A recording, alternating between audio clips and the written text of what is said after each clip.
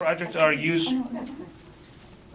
The objectives of that project are to use voice volume, pitch, range, and quality to reflect and add meaning and interest to the message, use pauses to enhance the message, and use vocal variety smoothly and manually.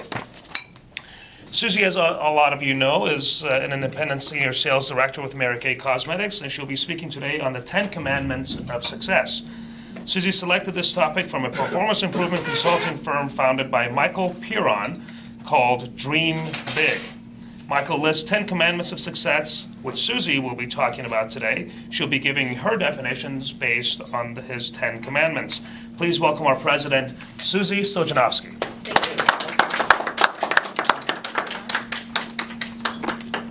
Good morning, everyone, once again. I'm going to go ahead and put this here, hoping that it will stay. I think I'll tape it.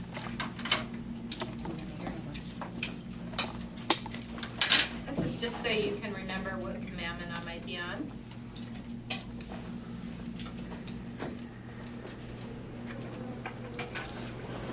Okay, I'm going to go over the 10 Commandments of Success, and then I'm going to take a little bit of time to talk about each one. The first commandment would be take responsibility.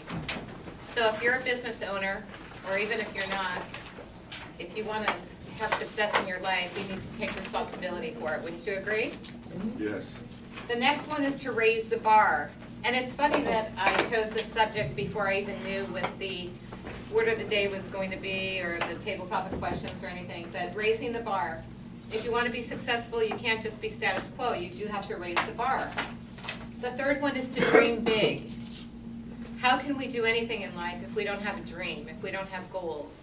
And how can we be successful if they're not big goals? Again, we would just be status quo. The next one is to develop an action habit. I'll be talking more about that.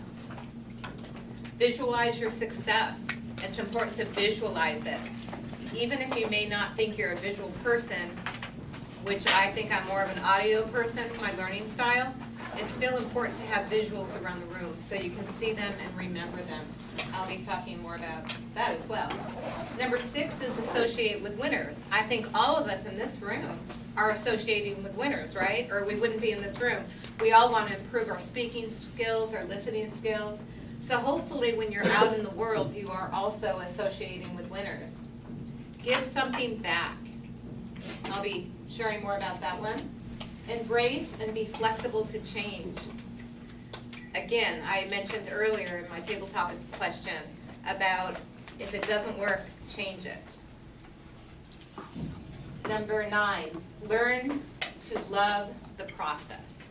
And Mary Kay always told us, she always dangles a carrot in front of us. We get to one level of achievement and then there's the next and the next and the next. There's never an end. Even when you get to the highest level of achievement, she's dangling a carrot in front of you. So we have to love the process or we would never be satisfied. So wherever you are in life, learn to love the process of getting where you're going. And then number 10 is have faith and be patient. And I'll be talking more about that too. So those are the 10 Commandments. I want to thank you, Arash, for your introduction. And as he mentioned, I'm going to be sharing my definitions to someone else, 10 Commandments. And I chose the topic because of my interest in this, my interest in success. I wanted to share with you my perspective, hoping to inspire and give some of you some of the tips that I've learned throughout my 17 years in business and my lifetime. Take responsibility. If it's to be, it's up to me. I used to think that meant that if I wanted something, the only way to get it was for me to do the work. As I shared a little earlier, in coaching with Clement, he had taught me that if I'm building my organization with women, instead of me just taking total responsibility and putting blinders on and going after what I want, I have to help all of them get what they want. And in helping them get what they want and sticking to them like glue, I in turn will get what I want. Raising the bar. Like I mentioned a minute ago, if you keep on doing what you've always done, then you're going to keep on getting what you always want, what you always got. So raise the bar and continue to set your goals higher and higher. Dream big. I'm going to spend the most time talking about dream big. Many of us were told throughout our lives that we could be, do, or have anything we wanted if we were willing to work for it and pay the price. Some of us were told that we couldn't do anything and to stop dreaming and just go get a job and make some money and support your family and forget dreaming, you know, quit being a dreamer, some people were told. Fortunately, I was told by my mom that I could be, do, or have anything I wanted to be, do, or have if I was willing to work for it and pay the price. And she always encouraged me, and until this day, she encourages me. And my goal is to become a national sales director before my mom passes away, and she'll be 84 next month. So I really gotta speed this process up and make that happen. When I became 38 years old is when I was introduced into Mary Kay Cosmetics. And Mary Kay Cosmetics, the company and the woman herself, who I had the opportunity to meet and be mentored by before she passed on, those were her biggest things, were to encourage her. She called them daughters. She called all of us daughters to dream big. And so fortunately for the last 17 years of my life, I've been able to share Dream Big with my organization of women too. My sister, who was my mentor and my recruiter, Mary Kay, she passed away last May from cancer, some of you know. Whenever she did a training class for Mary Kay people, at the end, she always had this phrase, and it was, "It's never too late to make a date with your dream." And that's a little plaque that I have put on her where she was buried, because she inspired so many people by saying that at the end of every training. It's never too late to make a date with your dream. Number 4 is develop an action habit. The habit of putting things into action now. People at the top of every profession share one quality. They get things done. The ability supersedes intelligence, talents, and connections in determining the size of your salary and your advancement. Wouldn't you all agree? There are people out there with doctorate degrees that don't do anything in life except sit around and complain. But yet there are people that didn't even graduate from high school that are millionaires. So education's important, but it's not the most important thing. The most important thing is having the right attitude and developing an action habit to get things done. Visualize your success. I mentioned that a little bit earlier too when I was pointing out the 10 Commandments. Vision boards work well for that. Twice a year in my business we do a vision board, every January and every July, because we work on the fiscal year. And we cut out positive slogans and phrases, we cut out pictures of our goals and our dreams that we want to have, so we can be looking at those constantly every single day and knowing that where we want to go. It's also important to have positive affirmations. Positive affirmations, for an example, for me, I say I'm celebrating my unit size of 200 enthusiastic women, because that's what I want my unit size to be. So create an affirmation or more than one affirmation, repeat it daily, maybe 30 times a day, and put it in the present tense and act as if it's happening. The 6th commandment is associate with winners. When you associate with winners, you'll want to be a winner too.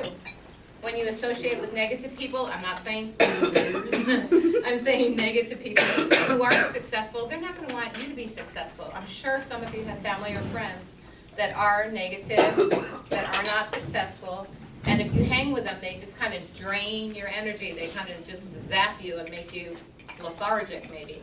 So I encourage you to hang with winners, hang with enthusiastic people who build you up.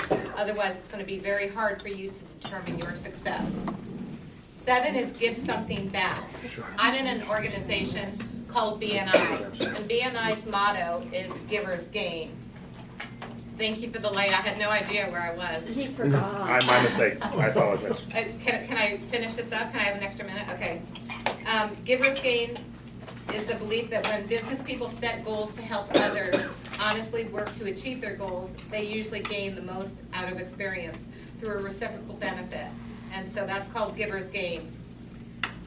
Embrace and be flexible to change. Having a good perspective on change and being flexible is something that must be practiced. Inflexibility is the enemy of personal growth, success, and achievement. When your horse is dead, your inflexibility is causing you to hold on to something that is not working. So dismount. Get off that horse that's not working. Small business coaching is about helping other people learn how to dismount. Let go of thoughts and processes that aren't working and bury them. Embrace change. Embrace flexibility. And when you do, you will be able to mount a live horse and gallop forward to your success and desire. And learn to love the process. Just love what you do. Accept the uncomfortable. Stretch your limits, just like we all do here in Toastmasters. That's why we're here. We're learning to love the process. Practice makes improvement, so love the process. And last but not least, have faith and be patient. This might be the most important of all 10. In my opinion, without faith, nothing is possible. So as you perform these 10 commandments of success, remember to have faith in all that you set out to do.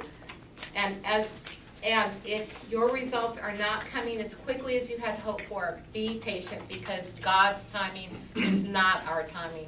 Thank you. I'm sorry I went over, but anyway. Thank you.